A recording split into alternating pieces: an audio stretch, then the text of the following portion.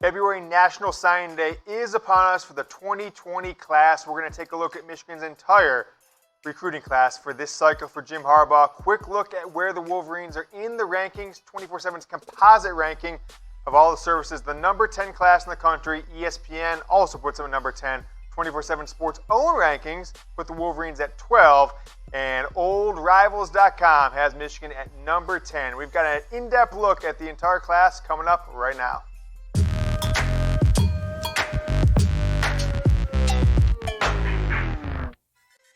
I'm your host, James Yoder. Let's start off with the top-rated player in the class. A.J. Henning took a slight drop in rankings when the final analysis of this 2020 class came out in the last few weeks, meaning that Michigan will not have a top 100 player for the second time in the last three seasons. 2018 class and then the 2020 class, no top 100 players for the Wolverines. A.J. Henning, out of Illinois, friends with five-star Michigan 2021 quarterback commit J.J. McCarthy. I think he's an instant impact player next season. I think he'll be much like Giles Jackson and in some regards Mike Sainristil were this season. I see him as a potentially not necessarily a slot guy either. Even though he's only 5'10", I think he is an outside wide receiver in Josh Gattis' offense, kind of picking up some of the slack where Tariq Black, Donovan Peoples-Jones left behind. Not the typical big-body Michigan wide receiver. 5'10", 183 pounds. With Nico Collins coming back, Ronnie Bell established himself last year, and then Giles Jackson coming on strong in a lot of different ways, special teams, receiving, and then a lot of play from getting the ball in backfield, reverses, and such. I see Henning being the backup wide receiver, the wide receiver 2 to Ronnie Bell. You've got the Cornelius Johnson, A.J. Henning, and then Roman Wilson, who we're talking about in a few moments, battling for the backup to the established outside guys in Nico Collins and Ronnie Bell. So that is the word on A.J. Henning, the top-rated recruit in Michigan's 2020 class. Expect to see him on the field in the first few games of the 2020 season. Wolverines take on Ohio State in basketball tonight. If you're watching this on Tuesday, of course. 3-point favorites at home. The over-under, the combined score of the two teams, 133 points. Both these squads have been reeling over the past month after both going up to number 2 in the country in the AP poll. Both have lost a handful of games. Wolverines the favorite, coming off 2 straight victories. They really need this one to keep their hopes of getting a decent seed or even making the NCAA tournament all together. If you want to bet on this game, if you watch the video in time, or any Michigan basketball game, NBA game, MLB season right around the corner, or you can bet on the NFL draft. Do it with our partners, BetDSI. Go to chatsports.com/bet. It'll land you right on the page to use that promo code GOBLUE. Select that when you make your first deposit. 120% deposit bonus. Makes it really easy to get started if you know you've got that bonus sitting in your account. You'll lose your first couple games if you've never bet before. They're going to take care of you, give you some bonus money so you're still above the the Mason-Dixon line of what you put in there. Chatsports.com/bet. Number 2 prospect for Jim Harbaugh in this 2020 recruiting class is Braiden McGregor, a player that doesn't have much film from his senior year because he missed it, injured his senior season, but did not stop the big-time programs around the country. Alabama, Clemson, Georgia, all the big-time names that have been making the college football playoff, winning 12 games. They're all after McGregor. If he doesn't get injured last year, I think he ends up in the top 50 in the country, kind of where he was when these rankings came out when he was a junior. Some folks even thought he could be a potential 5-star player for the Wolverines before he got injured, missed that senior season, enrolled early, and was actually healthy enough to get in uniform and get on the field as Michigan prepped for Alabama. New rule in the last few years. Michigan finally one of the schools that are using it this year. Early enrollees can practice on campus when they're on what's called vacation time or holiday time is how the rules it. So since they were in town, these guys, McGregor, a Michigan kid, he went on campus, practiced for 3 practices before Michigan headed down to Florida to take on Alabama. Another guy, if he's healthy, I think will be in the 2 deep in the 2020 season. All right, guys, let me get a go blue. A lot of negativity around the Michigan program since the Ohio State loss. Followed it with a valiant effort, but a loss, nevertheless, against Alabama with their backup quarterback, and then a few coaches moving on to different programs. Not negativity, so give me a go blue in the comment section. I want to make sure you guys are showing some love to the Michigan football program and, of course, the #1 show, the Michigan Football Report. So type Go Blue below in the comments. One player I am very excited about, I think he's going to see the field from day one, was in uniform for the practices against Alabama. The same ones I said about Braiden McGregor is Blake Corum out of St. Francis Academy in Maryland, a school that I think might be producing outside of IMG Academy and some of these other powerhouses that bring kids all around the country.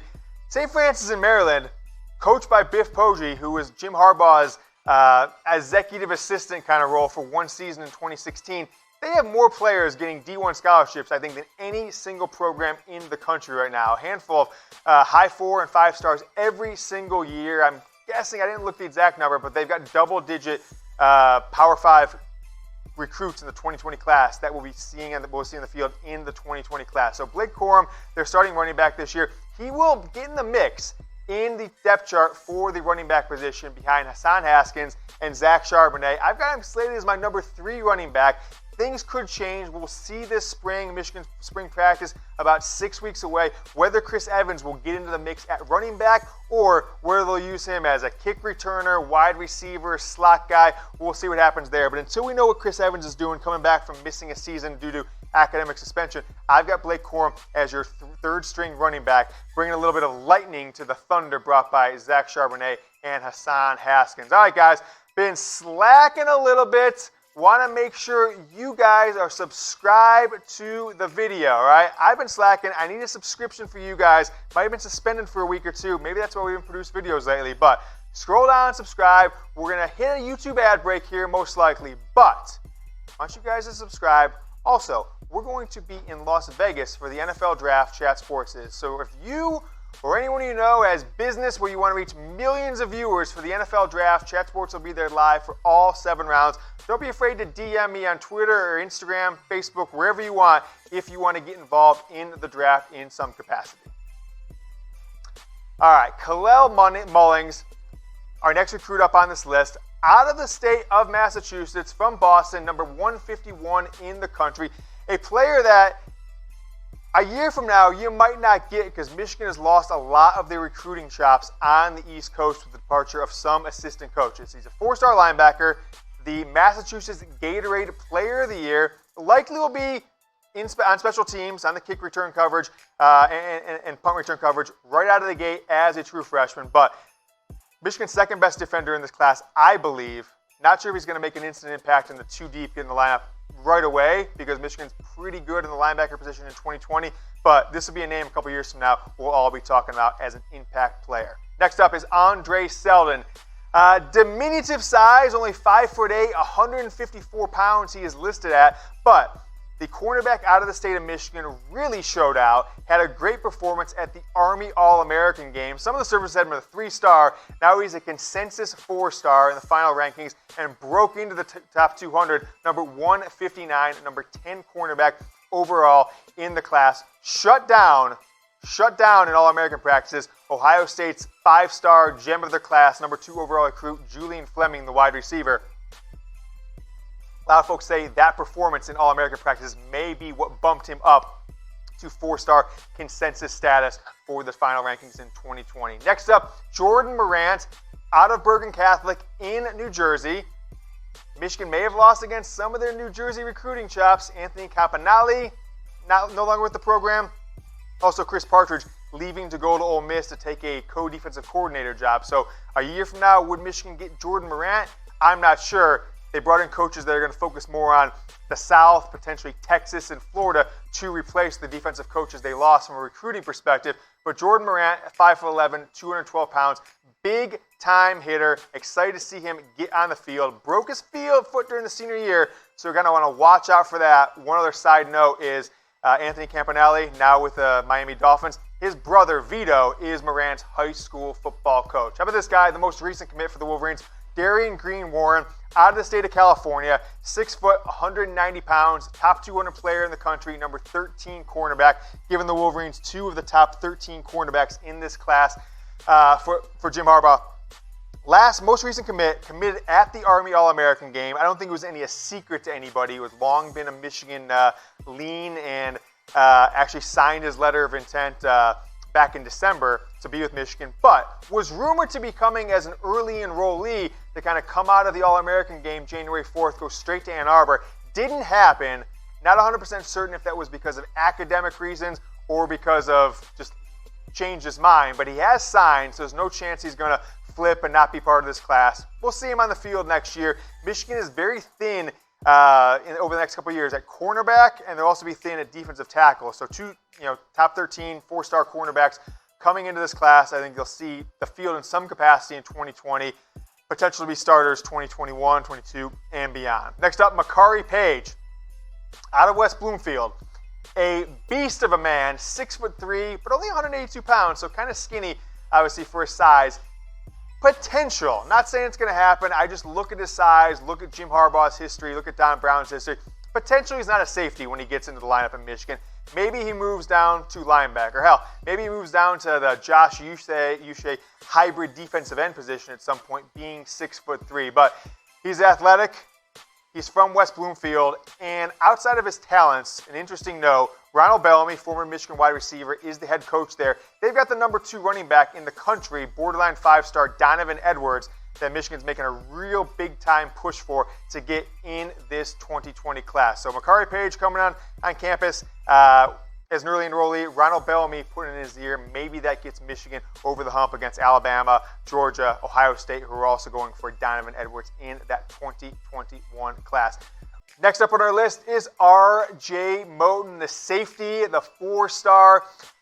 Also a baseball player, number 254 player in the country. Side note, his dad, also a high-level football player, played at the University of Florida, also had a stint in the NFL for the Philadelphia Eagles. So R.J. Moten rounding out this group of players. Jordan Morant, Darion Green-Warren, Makari Paige, and R.J. Moten might be the future of the Michigan secondary for years to come. Take a look at our sale items of the day. Every show, I'm hooking you up. The other guys, they're trying to take your money.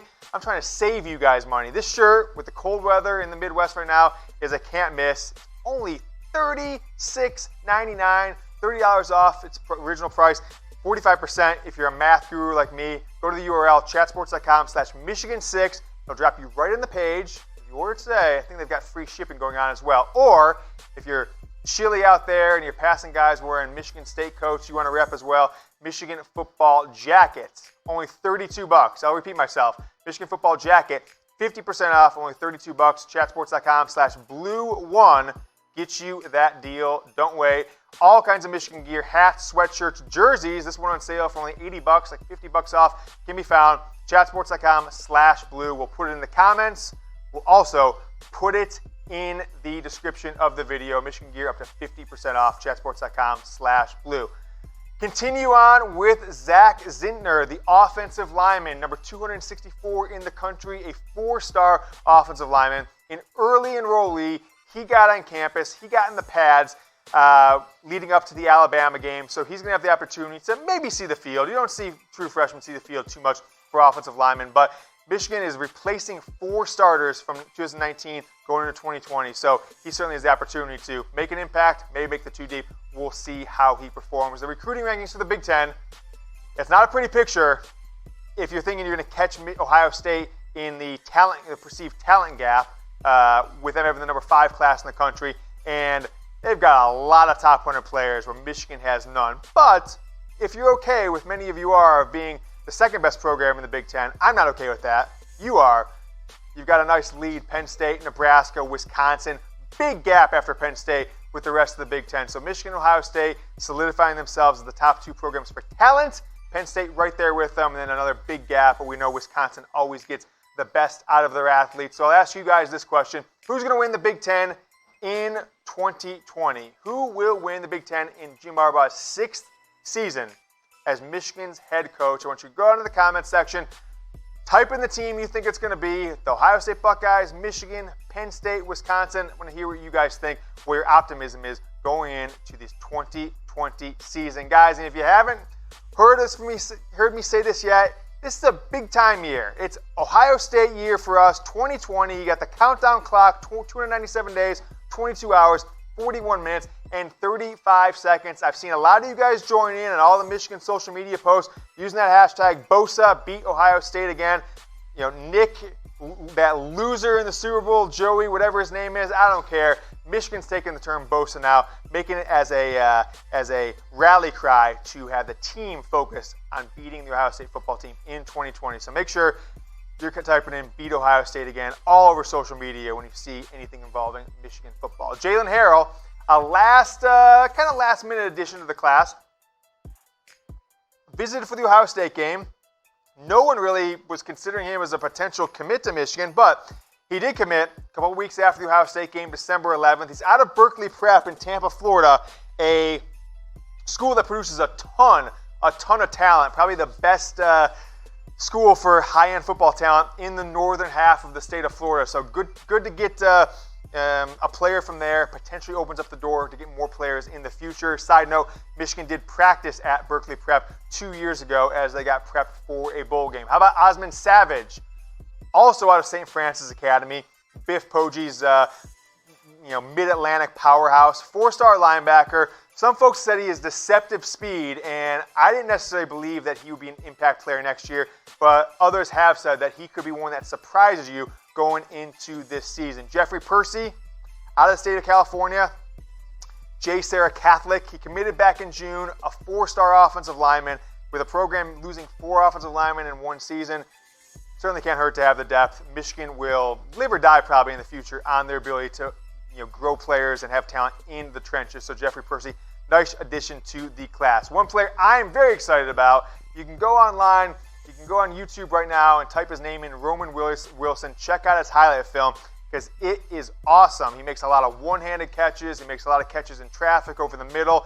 Not sure he's the athlete that A.J. Henning is, the number 347 player in the country, but he is a player that makes plays, which sometimes is not valued as much when you're coming to recruiting rankings. So I like Roman Wilson. Probably won't start for at least a couple years, but will probably be on the field in the 2020 season. So keep an eye out for him. Make sure you saw those deals we showed you before. Want to remind you of the URL one more time, chatsports.com/blue. You got the Michigan coach's shirt for half off. You got the Michigan jacket for half off. And you can get this jersey here and tons of other Michigan items, chatsports.com/go blue. Keep it rolling with Nikhai Hill-Green.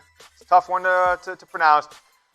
3-star outside linebacker, also out of St. Francis. 3 players from that school in this class. I believe they had 12-plus Power 5 scholarship players that are going in the 2020 class. So definitely a powerhouse. Glad to see Michigan continuing to make inroads at that school. Matthew Hibner, 3-star tight end, out of Virginia, 6'4", 230 pounds. Don't expect to see him to be on the field for at least a couple years. Michigan's depth at the tight end position is fairly solidified with at least 3 players ahead of him in the depth chart. So keep an eye out for a name to hear in 2022, 2021. We'll see him play 6'4", 230. Reece Atteberry. People are going to be calling him, I think you'll get some attaboys out of that. Attaboy, Atteberry. Eagle Crest, Colorado, 6'5", 280. Not going to play on the outside. I could potentially see him maybe a guard, but too big to play center, I think, but also not big enough and probably not athletic enough to play tackle for Michigan. So if he's going to make a play, it's going to be as a little bit of a taller of a guard. The number 434 player in the country. Next up, William Mohan, out of Brooklyn, New York, Erasmus Hall High School, early enrollee. Safety, they list him as an athlete, but hearing that he's most likely to be a safety linebacker in college, potentially that Viper role. So we'll see what happens with him. Cornell Wheeler, also out of West Bloomfield. You see a little theme there. A lot of high schools with multiple teammates. 3 players out of West Bloomfield for Michigan in the 2020 class. Number 460 player in the country, 6'1", 220. A player you probably won't see on the field much, maybe a couple special teams players here and there in 2020. We'll see how his career progresses. Aaron Lewis, Williamstown, New Jersey. You're losing that New Jersey pipeline a little bit with Campanelli, with Partridge leaving the program. So we'll see what we got of Lewis, but maybe if he has some good play for Michigan, it'll help them have better recruiting in New Jersey going forward. Eamonn Dennis. Jim Harbaugh was just visiting him in the past week. Shrewsbury, Massachusetts. Listed as an athlete, number 509. Could he be this year's Mike Sainristil? Hearing that he is dynamic with the ball in his hands. Could he play offense, get on the field as a wide receiver, running back? Not the biggest guy in the world, but hearing that he's going to be slated for the offensive position, Josh Gattis really likes what he does with the ball in his hand. Kris Jenkins next up, 3-star defensive end, number 5'11", out of Our Lady Good Counsel in Maryland, a school, I should say, that Michigan has recruited well over the years, should continue to recruit well. Not nearly your highest rated recruit, so not a great prediction that he's going to see the field in the next couple of years, but I've been surprised before. And last but not least, Dan Villari, 3-star pro-style quarterback out of Plain Edge High School in New York, not rated by any of the recruiting services, not even a 2-star. So I'm not 100% certain if, I guess, the list was 1366. Maybe I must have overlooked that from my previous deep dive research on him. But is he a scholarship player? They just signed right before the December signing day. So with J.D. Johnson being medically unable to play football, Michigan's former quarterback commitment and pledge, is Villari on scholarship? I doubt he eventually will be. I'm sure it'll be some sort of academic / on the football team. I don't expect him to be on the field anytime soon. But I want to ask you guys this question. Your 2020 Michigan football recruiting class, number 10 in the country. No players inside the top 100, but you've got a big-time handful from 101 up to the 250, 260 range. So I want to ask you, grade Michigan's recruiting class, A, B, C, D, or F. I'm going to go with a solid B. You're probably 1 or 2 players, a quarterback, and then maybe another player that's in the top 50 or so from getting an A- from me. But given where Michigan's been in the past, the top 5 class in 2017, that would have been an A, and that class has turned out to be kind of a disaster. So potentially this signals a different recruiting approach for Jim Harbaugh, not going after the top-level kids. Not sure if that's the best idea, or maybe Michigan's just not recruiting as well as Jim Harbaugh wants them to. But A, B, C, D, or F, I'm giving the program B, B-. A couple guys to talk about that are still listed on Michigan's football recruiting list, but I don't believe they are going to either be with the program or will be primarily a football player. Gage Garcia, running back out of Pennsylvania, coming in to be part of the wrestling team, but also wants to have a chance to be on the football program. Won't be on scholarship as a football player, from what I'm told, but if he's good enough to be on the field, the second he takes a snap, Michigan has to have a scholarship accountable for him. If they don't, that could be potentially, obviously, an issue. But more likely a wrestler. If he turns out to be a good football player, they'd have to move him on scholarship for the football team going forward. And next up is Shea's brother, Nick Patterson, been committed to Michigan for a long time, 3-star tight end, participated in the Army All-American game, which is normally not something you see from 3-stars. Out of city, San Antonio is where he goes to high school. That's where the game's played. Perhaps that is the reason why. I don't expect Nick to be part of this class, not necessarily because of any axe to grind against Michigan from Shea. That's not happening. No matter what anybody tells you, there's no grind from the Patterson family that I know of. But I think Nick is taking a more academic approach to his future. Don't be surprised if you see him at a top-tier academic institute, potentially an Ivy League school, where he'll go for the academics, also be a part of their football team. So look at the 2020 class. In total, 23 scholarships, 8 players enrolled early, 6 of them got into pads for those practices before the Alabama game. 0 5-stars, though. Michigan's had an up-and-down relationship with 5-stars forever, probably a lower hit rate than you'd expect with 5-star guys turning out to be 5-star players. So maybe there's not much of a loss there. 14 4-stars and 9 3-stars. Those numbers do not include J.D. Johnson, Nick Patterson, or Gage Garcia. I don't, as we go into signing day, February 2020, don't consider them scholarship players for this football team going forward, although you still will see them listed, I'm not sure why, on 24/7 Rivals ESPN commitment list. Take a look at the class of 2020 recruiting rankings for the nation. Georgia's going to finish with your 2020's number 1 recruiting class, most likely, followed by Alabama, Clemson, LSU, Ohio State. The theme here, folks, going all the way down to the top 10, maybe outside of Texas A&M and Oklahoma potentially a little bit higher, the recruiting rankings are matching the rankings in the field from the prior season, closer than they ever have. So if Michigan's going to want to get a top 3, 4, 5 class, you got to start making the college football playoff.